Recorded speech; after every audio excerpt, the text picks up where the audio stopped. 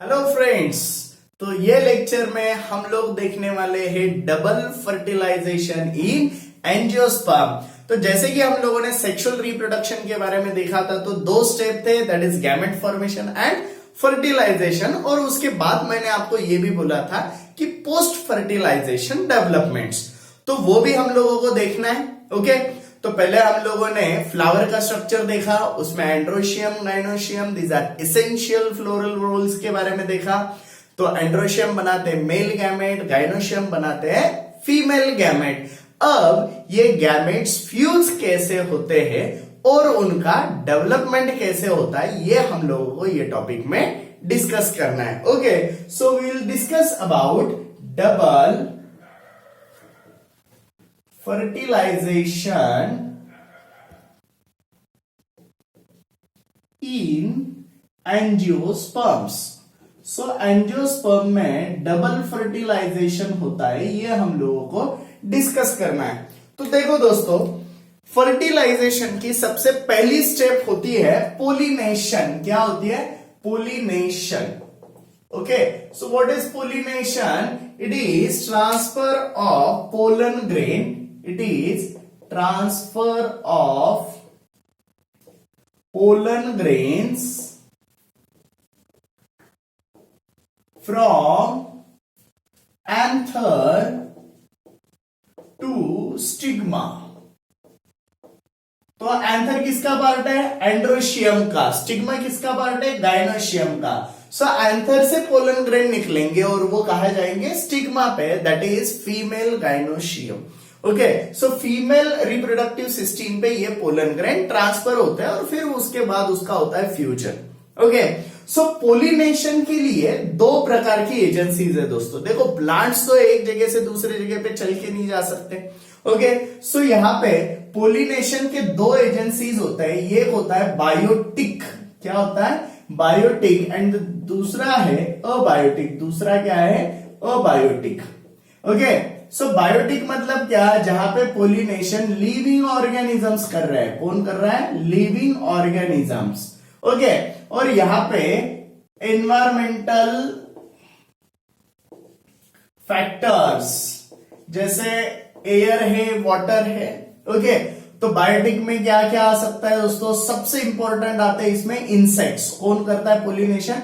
Insects करते हैं, birds करते हैं। ओके, या फिर दूसरे एनिमल्स भी कर सकते हैं। So these are the biotic agents of pollination. In case of abiotic, wind है, राइट, हवा, वाटर है। Okay, so these are the abiotic pollinating agent. तो इनकी वजह से अगर पोलिनेशन होता है तो दैट इज अबायोटिक, इनकी वजह से होता है तो दैट इज बायोटिक। ओके, इसका मतलब क्या कि कौन एंथर से पोलन ग्रेन लेके स्टिग्मा पे लेके जाएगा। अब दोस्तों, ये जो पोलन ग्रेन होते हैं, ये पोलन ग्रेन को उनके ही स्पीसीज के जो फीमेल फ्लावर्स हैं उनके लिए अट्रैक्शन होता है। या फिर बहुत बार ऐसे होता है कि फ्लावर्स आर बायसेक्सुअल और फिर वहीं से एंथर निकल के उसी स्टिग्मा पे जा सकते हैं। ओके, तो ये कैसे होता है? तो हवा में से पोलन ग्रेन आ रहे, तो ऐसा भी तो हो सकता है किसी और प्लांट के पोलन ग्रेन आ जाएंगे। लेकिन स्टिग्मा के पास केमिकल सिग्नल्स होते हैं। क्या होते हैं? Chemical signal. मतलब कुछ ऐसे केमिकल होते हैं जिससे वो पहचानते हैं कि ये एंथर, ये हमारे स्पीसीज का है या नहीं है। अगर उनके स्पीसीज का है तो आगे डेवलपमेंट होगा, अगर नहीं है तो वो डीजेनरेट होगा। Okay, so this is about pollination. Okay, अब क्या क्या होता है ये हम लोग देखेंगे। हम लोगों ने स्टिग्मा का स्ट्रक्चर, पोलिनेशन का हम लोगों को उसका स्ट्रक्चर देखने की जरूरत नहीं है, फिर भी मैं आपको बताता हूं। ये पोलन ग्रेन ऐसे बाय लेयर्ड होते हैं। ओके, सो इसके दो लेयर होते हैं। आउटर लेयर बहुत हार्ड होता है, क्योंकि देखो दोस्तों, इतने सारे एनिमल्स की मदद से या हवा की मदद से, पानी की मदद से पोलन ग्रेन को जाना है तो वो डिस्ट्रॉय नहीं होना चाहिए। तो वो डबल लेयर्ड होता है। ओके, कुछ ऐसे ये दिखता है, राइट। तो ये डाइकॉट प्लांट में ऐसे 3 पोर होते हैं, मोनोकॉट में 2 ही होते हैं। ओके, और इसके अंदर एक सेल होता है, राइट। तो सेल के अंदर एक सेल है जिसको हम लोग बोलते हैं male gamete. Okay, so this is structure of pollen grain. ये किसका स्ट्रक्चर है? पोलन ग्रेन का। ओके, अब हम लोग कार्पेल का स्ट्रक्चर देखेंगे। तो कार्पेल का स्ट्रक्चर कुछ ऐसे दिखता है दोस्तों। ओके, सो ये हो गया ओवरी और उसके अंदर होते हैं ओव्यूल्स। क्या होते हैं? Ovules. Okay, and this is stigma. अब ये क्या स्ट्रक्चर है? स्टिग्मा है, राइट? This is style. ये क्या है? Style. And this is ovary. ये क्या है दोस्तों? Ovary. Okay, so this is a gynoecium. ये क्या है? एक पर्टिकुलर गाइनोशियम का हम लोगों ने अलग से स्ट्रक्चर निकाला है। अब क्या होता है, ये जो पोलन ग्रेन्स होते हैं वो बायोटिक या अबायोटिक एजेंट की मदद से आते हैं यहां पे। कहां पे आते हैं? स्टिग्मा पे। कहां पे आते हैं? स्टिग्मा पे।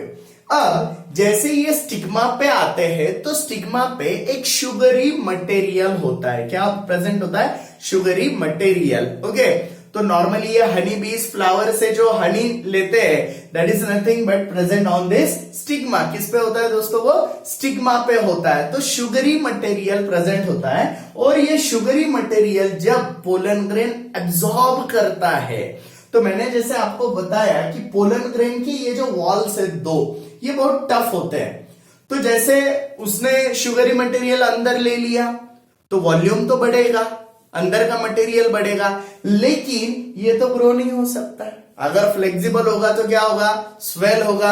अब ये स्वेल हो सकता है क्या? नहीं। तो ये स्वेल नहीं होगा और फिर ये कहीं एक पोर से ब्रेक होके उसका एक ट्यूब जनरेट होता है, राइट? ये स्ट्रक्चर कैसे दिखता है देखते हैं हम लोग दोस्तों।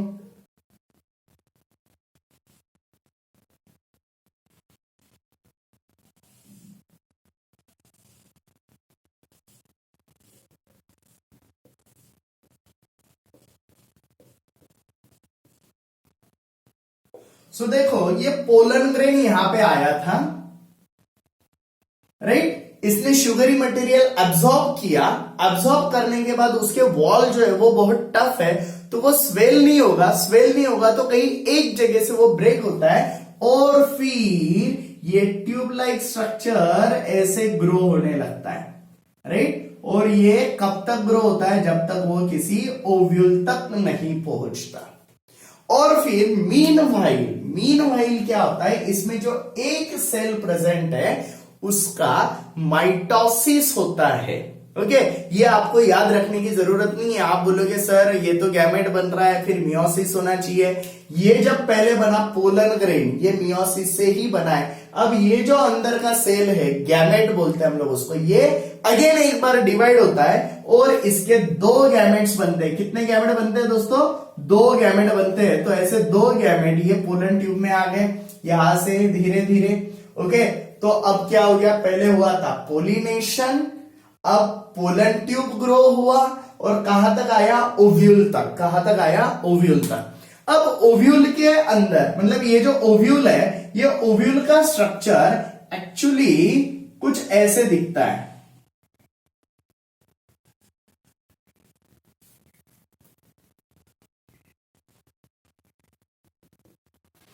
ओके,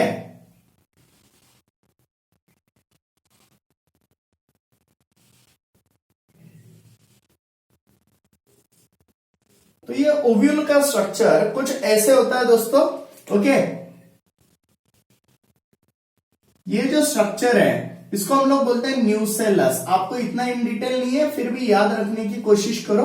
क्या बोलते हैं हम लोग उसको? न्यूसेलस। न्यूसेलस के अंदर ये जो स्ट्रक्चर है इसको हम लोग बोलते हैं एम्ब्रियो सैक। क्या बोलते हैं दोस्तों? Embryo sac. ओके, बाकी ये जो दो लेयर है इसको हम लोग बोलते हैं इंटेगमेंट्स। क्या बोलते हैं? इंटेगमेंट्स,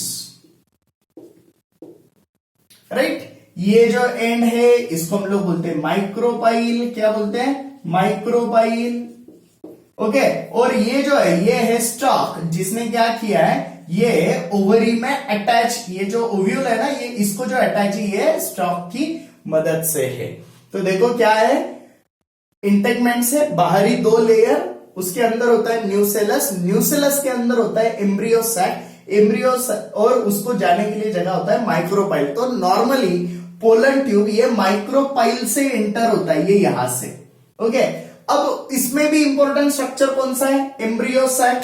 तो हम लोग सिर्फ एम्ब्रियो सैक का स्ट्रक्चर अलग से निकालते हैं। So this is embryo sac, और इसमें ये ऐसे सेल के अंदर, ये सेल के अंदर और सेल्स होते हैं। ये हो गए 6 सेल्स, एक कंप्लीट बड़ा सेल है, उसके अंदर 6 छोटे छोटे सेल्स है, राइट। तो 7 सेल हो गए। कितने सेल है एम्ब्रियो सैक में, 7। और बीच में 2 न्यूक्लियस होते हैं। क्या होते हैं, 2 न्यूक्लियस होते हैं, जिसको हम लोग बोलते हैं पोलर न्यूक्लियस। ओके, अब ये जो 3 स्ट्रक्चर है ऊपर के, इसको हम लोग बोलते हैं एंटीपोडल्स। क्या बोलते हैं, एंटीपोडल्स। देखो ये डीजेनरेट होने वाले, कुछ काम के नहीं है, इसका बहुत इंपॉर्टेंट रोल है। इसको हम लोग बोलते हैं पोलर न्यूक्लियस। क्या बोलते हैं, पोलर न्यूक्लियस। इसमें से ये जो स्ट्रक्चर है दोस्तों, दिस इज एक सेल, यानी ये एक्चुअल फीमेल गैमेट है। क्या है, ये एक्चुअल फीमेल गैमेट, राइट। तो ये हो गया गाइनोशियम, ये हो गया उसमें ओव्यूल जो प्रेजेंट है। ओव्यूल के अंदर जो एम्ब्रियो सैक है, क्या ये एम्ब्रियो सैक, और उसके अंदर ये है female gamete, right. So this is ovule. अब देखो दोस्तों, इसके बाजू में ये जो 2 स्ट्रक्चर है ना, इनको हम लोग बोलते हैं सिनर्जिड्स। क्या बोलते हैं, सिनर्जिड्स। तो चलो, हमारी पोलन ट्यूब यहां तक आ गई। यहां से वो क्या करेगी, ये माइक्रोपाइल एंड से, ये यहां पे माइक्रोपाइल एंड है, यहां पे आएगी। तो यहां पे आने के बाद ये सिनर्जिड, दोनों में से किसी एक सिनर्जिड को वो ब्रेक करेगी, राइट। सो ये पोलन ट्यूब यहां पे आ गई, और उसने यहां पे 2 मेल गैमेट को यहां पे छोड़ दिया। कितने मेल गैमेट आए, 2 मेल गैमेट, राइट। फर्स्ट एक मेल गैमेट, मेल गैप में यहां पे ऐसे लिखता हूं, फर्टिलाइजेशन लिख रहे हैं अभी हम लोग। तो फर्टिलाइजेशन में देखो, पहले में क्या होगा, मेल गैमेट प्लस एक सेल, ये जो है ये यहां पे एक फ्यूज होगा, तो एक सेल, ये दोनों का फ्यूजन होके क्या बनता है दोस्तों, जाइगोट बनता है। क्या बनता है, जाइगोट, यानी जिससे दूसरा प्लांट ग्रो होने वाला है। ओके, अब दूसरा मेल गैमेट किसके साथ फ्यूज हुआ, देखो पोलर न्यूक्लियस के साथ। So male gamete plus polar nucleus,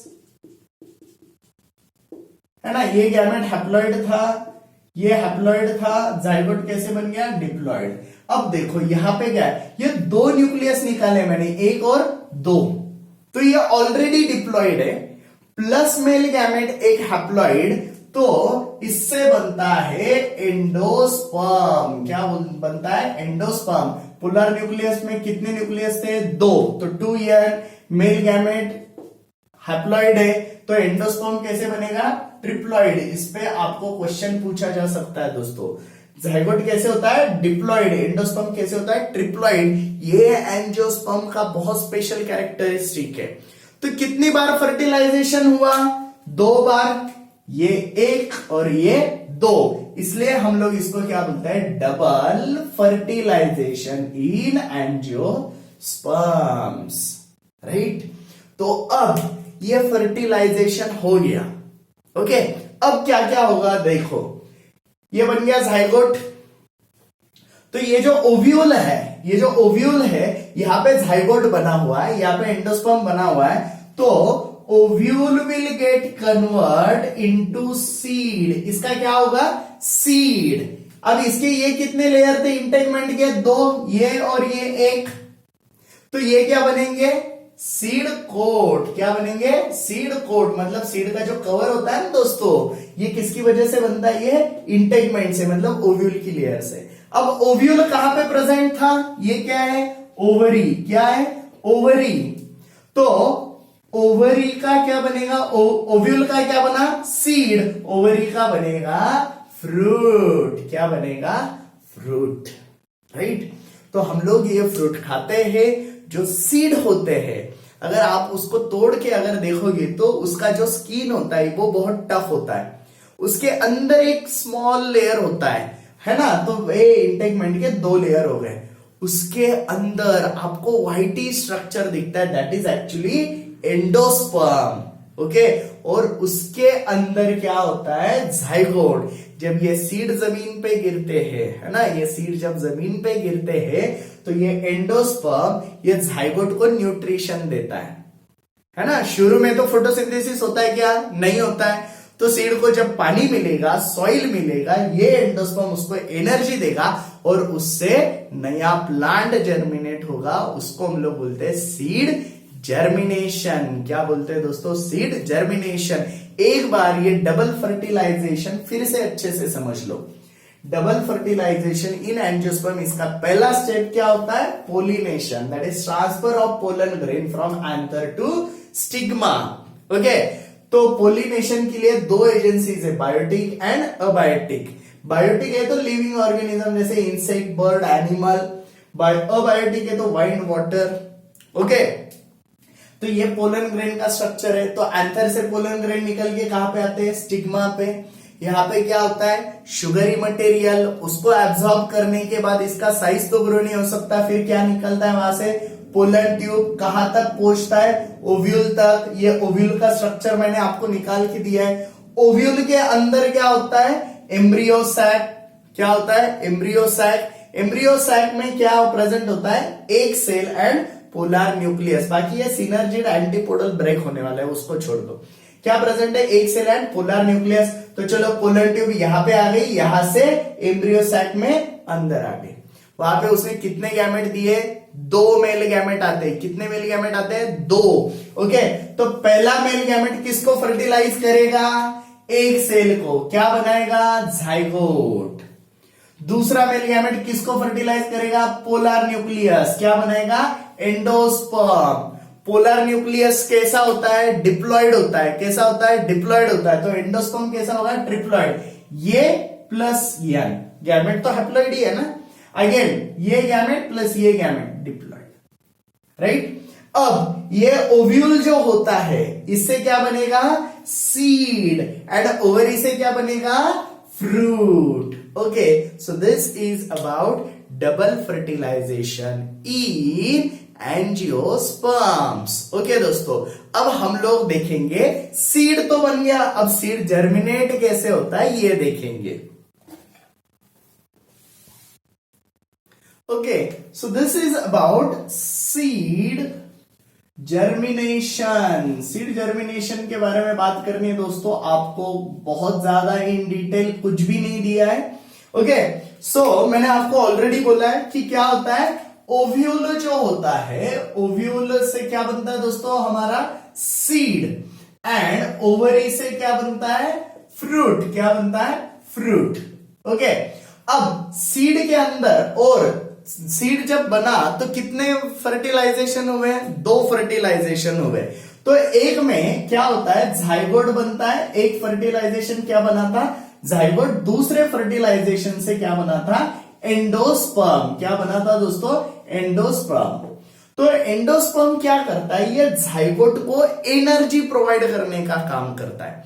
तो जब ये फ्रूट क्यों बना है, ये अडेप्टेशन है प्लांट का, ताकि सीड्स अलग अलग जगह पे जाए, है ना। तो हम लोग प्लांट से फ्रूट लेते हैं तो एक ही जगह पे खाते हैं क्या, नहीं, कहीं और जगह पे जाके उसको लेके खाएंगे। या एनिमल्स होते हैं, बर्ड्स होते हैं, वो भी कहीं और जाके खाते हैं, या फिर ये सीड्स को वो लेके कहीं और जाके डालते हैं। तो प्लांट की डोमिनेंसी बढ़नी चाहिए, हर जगह पे प्लांट आनी चाहिए, इसलिए उन्होंने ये फ्रूट डेवलप किया। और ये फ्रूट के अंदर क्या है, सीड के अंदर क्या है, जाइगोट एंड एंडोस्पर्म। तो ये एंडोस्पर्म किसको एनर्जी देता है, जाइगोट को। तो चलो ये सीड है, जैसे इसको जमीन और पानी मिल गया, सॉइल और वाटर मिल गया, तो क्या होता है, ये धीरे धीरे जर्मिनेट होना शुरू हुआ। देखो अब ये फोटोसिंथेसिस कर सकता है क्या, नहीं। तो इसके लिए एनर्जी कौन दे रहा है, एंडोस्पर्म। तो धीरे धीरे ये ग्रो होना शुरू होता है। देखो ये ऐसे हो गया, आप लोगों ने देखा होगा ये स्ट्रक्चर्स। ओके, और फिर शुरू होते हैं लीफलेट बनना।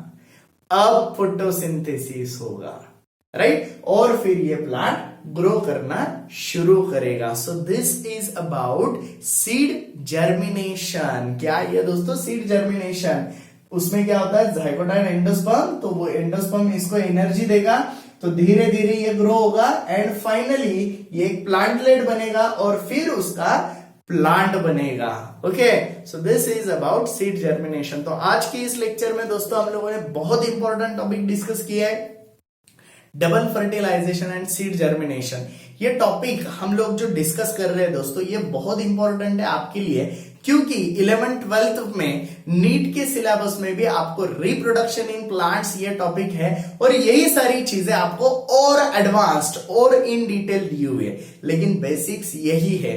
तो फ्लावर का structure, double fertilization, seed germination बहुत अच्छे से याद रखो। यहां पे खत्म होता है हमारा sexual reproduction in plants. Next lecture से हम लोग ह्यूमन का सेक्सुअल रिप्रोडक्शन डिस्कस करेंगे। Okay, thank you.